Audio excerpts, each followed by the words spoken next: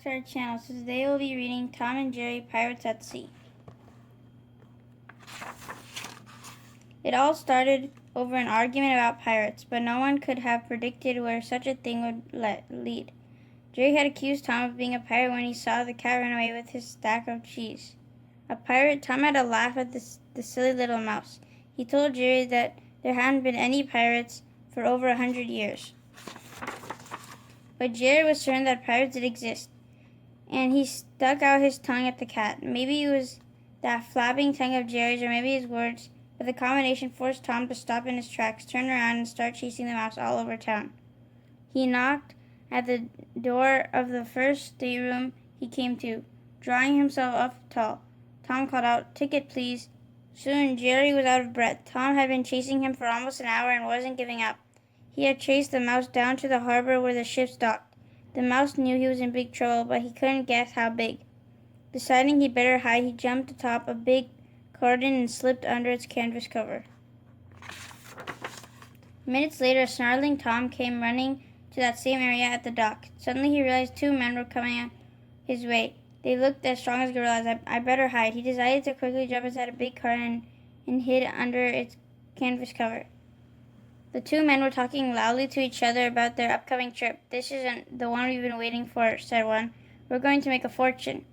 He was a burly man with the arm filled with tattoos. "Yeah," agreed the other, who wore a scary eye patch over his right eye, looking like so many pirates of the past. "I can see it now," he said. $500,000 each."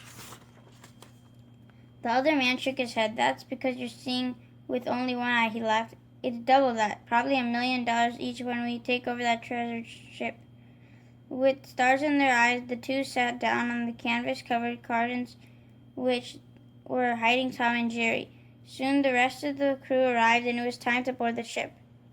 "Get off the boxes," one of the new men exclaimed, "so we can carry them aboard." "Forget it," answered the man with the tattoo. "We're not moving. Carry us aboard just the way we're sitting."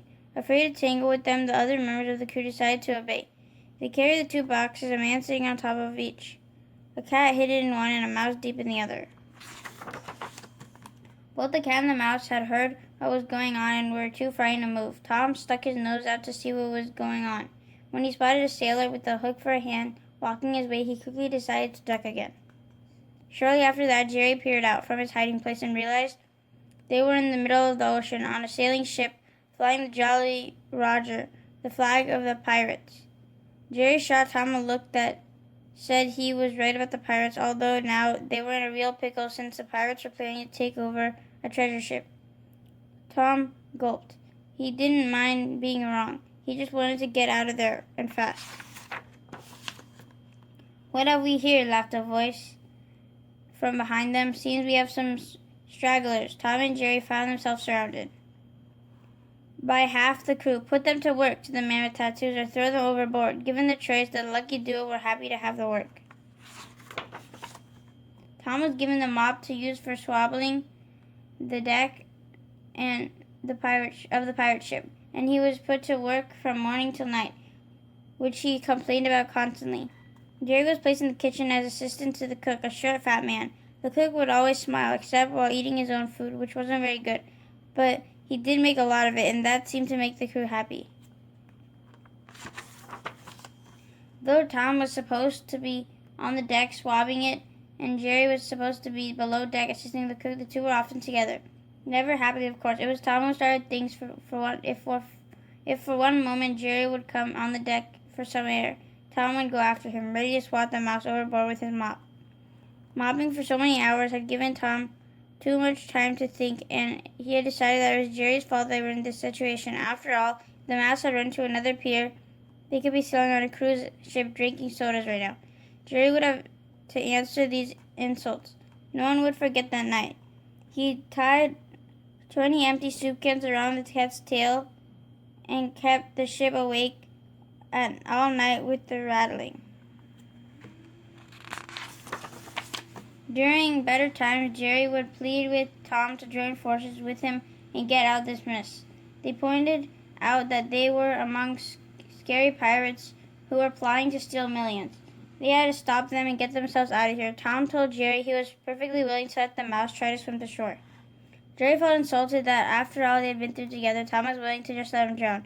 But Tom wasn't about to let him walk away that easily. If they were trapped aboard the ship forever, then in the meantime the cat was going to have some fun, chasing the mouse. With that, he began to chase Jerry again. But this time the result was worse than ever. Racing ahead of Tom, Jerry ducked behind the mast. The cat, however, couldn't stop running and coiled headlong with a tall, ugly man. It was Captain Yitch. The cat has knocked down the captain. Someone yelled. The others gasped. Within moments, they were surrounded by the crew. While still lying on the deck, the captain screamed out, "He will walk the plank." Tom figured since he'd been scrubbing the planks for days, it would be a pleasure to walk them, until he realized that walking the plank meant he'd be thrown overboard. Now Tom shot Jerry a look that said he'd better get them out of here. The next day was the day to take over the treasure ship, but disaster struck. The cook finally got sick with his own cooking, his face painfully green. He ordered Jerry to finish breakfast while he returned to bed, and Jerry went to work. Every spice in the pantry went to the pancake batter. Within an hour, there wasn't a well man on board. Jerry was mighty proud. With no one to sail the pirate ship, the crew of the treasure ship boarded the pirates' vessel. They quickly learned of the pirates' plot and the heroism of the shrewd mouse. Jerry and Tom were heroes, and the pirates were taken away to prison. As Yitch was taken away, he pleaded with the other captain to tell him of the millions on board. Millions? Off the captain, you mean billions. That is, billions of play money. It turned out that the treasure ship had a play casino on board. He handed Yitch a wad of bills and warned him not to spend it all in one place. Jerry threw the wad of bills into the air, and Tom was astonished. Not having heard that they were fake, he began to chase the mouse, demanding his share. Since it was too much fun letting Tom think the money was real, Jerry let the cat chase him, and down all the sparkling decks he had scrubbed for hours. The end. Thank you for watching. Hope you guys enjoyed Tom and Jerry, Pirates at Sea, and stay tuned for more book reads coming your way. Take care, guys. Stay safe and keep on reading. We'll see you again soon. Goodbye. Bye.